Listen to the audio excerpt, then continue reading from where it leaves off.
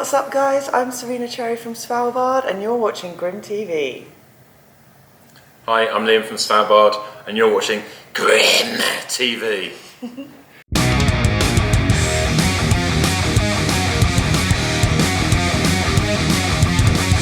To begin with, how are you guys doing today? Good. Very good. Yeah, we've had a great day. It's really exciting to be here at Alcatraz. First time here and loving it so far. You know, like I told you guys already, I had to sadly miss your show. How was it? The show went awesome. Really, really good. Amazing atmosphere, great crowd, no problems, no like sound issues, which is rare. So you couldn't ask for a better show, really. And like I feel that like the stage that you guys got, so the Morgue, which is more like a club setting, kind of really fitted you guys, right? Oh, definitely. That's what we like. That's our bread and butter. That's where we come into our own. Really, is the kind of the smaller club shows. Yeah. So the Morgue stage was perfect for us. Really good atmosphere. Being able to get that close connection with your crowd and stuff. Oh, definitely. We love like the intimacy of a smaller show. So it's nice that we could have that here. I was worried that I'm spitting on people. And they don't move, so I think at this stage of the day, they don't care anymore. And anyway, we're kind of mostly to chat a little bit about your upcoming new album, which is pretty exciting. It's been about 3 years since like your last album. Yeah. I don't know, did it take that long because of that like lovely little interval that's called COVID, or definitely delayed things, yeah. Because we were in, you used in Bristol, weren't you? Yeah. So I'd moved to London just before COVID. So technically we weren't meant to travel or be in the same room or anything. So we and that's the thing. We're one of those bands. We don't email each other riffs. We all get in the room together and we thrive on that synergy of creating in a room together. And with lockdowns, we couldn't do that. Yeah. So that really put a delay on things. Yeah. But finally made it. I think, this is the album that's taken us the longest to make. Mm-hmm. But it's been worth it in the long run. Yeah, well, do you feel like with that kind of longer time that you got and that kind of delay that like it sort of benefited writing the album, or?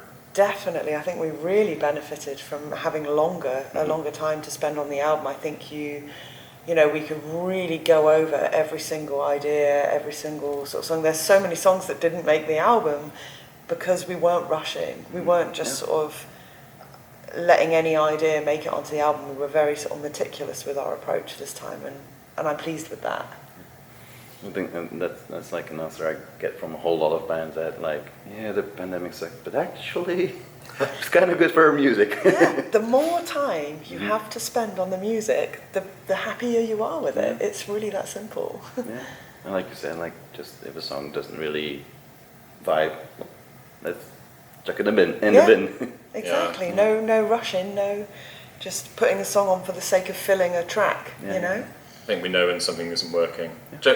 Things tend to finish themselves. You kind of let yourself be taken by the song a little bit, and you don't make any conscious decisions. You just let it take you, and then, oh, that's finished. Yeah, all right, okay. And then sometimes you just the brick wall, and you just like, let's come back to it. Oh, we hit some major brick walls when writing this album. Yeah. I also, because I was going to do this interview with you guys, I got like a quite extensive piece of text that you wrote about like where you came from with the lyrics and things like that. Like your music and your lyrics already really vibed with me, but after reading that, it's like the mental health or like the issues with mental health, it kind of really, I don't know, vibed with me. Like there was a quote like, I'm screaming something. I'm screaming for help whilst I'm muting myself. Yeah. Yeah, I feel that every day. Yeah, sounded very familiar. Yeah. So I really love the album, especially with that extra backstory. And I know like the whole, whenever I talk with a band that really, really tries to bring mental health or the issues with it forward and like make it like actually speak about it. I usually try to ask the kind of very serious question: if you would get to like talk to someone that really struggles, like what would you tell them, or what would you say to them? As someone who's been struggling Yeah. a lot in the last month or so, I think the things I would tell them, the kind of things that I need to hear, and that is that, like, yeah, acknowledge the pain and acknowledge that it is hard, rather than hearing, I hate when I'm really in a dark place with depression, it's really painful to hear someone say things will get better, because your brain can't visualize that at all, and it almost feels more alienating. You think, well, maybe it feels like it gets better for everyone else, but that seems impossible to me right now. So the last thing I would say is things will get better, and I think the thing I would say is, we're here with you in that, and we see that darkness, and I feel that darkness, and I feel that isolation and that wall inside me that disconnects me from everything else. I'm anxious all the time. I sleep 3 hours a night. Like, I feel like I'm just talking about myself here, but sometimes I feel like the most comforting thing is to hear someone else speak realistically about mental illness. And the key thing I want to say as well is that this album is about mental illness. It's not about mental health. And I think there is, people talk about, things have improved with talking about mental health in society, which is true, but I think they've improved less for talking about mental illness and the reality of that. And this is what that album is addressing. But yeah, I would just say, like, as hard as it is to hear and believe when you are really struggling in the depths of depression, you're not alone, and my lyrics and our music is intended to sit there with you in that darkness, and my lyrics are never going to tell you to cheer up, and they're never going to tell you that it will get better and that there's any pressure on you to feel better, because this is a reality. And yeah, like, maybe sort of being within that reality and sitting with your feelings is part of getting through to the other side of it. Sorry. That's very okay. Like you were saying, like, feels like I'm talking about like myself. It actually sound like we're talking about me, for instance, too. So perfectly fine. And I feel like overall the album, like, it's really, really gonna resonate with a lot of people, like, I mean, us. Yeah. So yeah, I'm really looking forward to see what fans get out of it. Yeah. I'm guessing, like, you're looking forward to that too. Yeah, I think one of the most moving things is always when we play a show and afterwards people will come up to us and talk about how our music has helped them or how it's got them through, and that makes everything worthwhile. Like, that makes, living and going through the darkness yourself worthwhile, if you can be there and create something that helps others. So yeah, I hope this album has a similar impact. This is now also the first album you get to release on a big label like Nuclear Blast.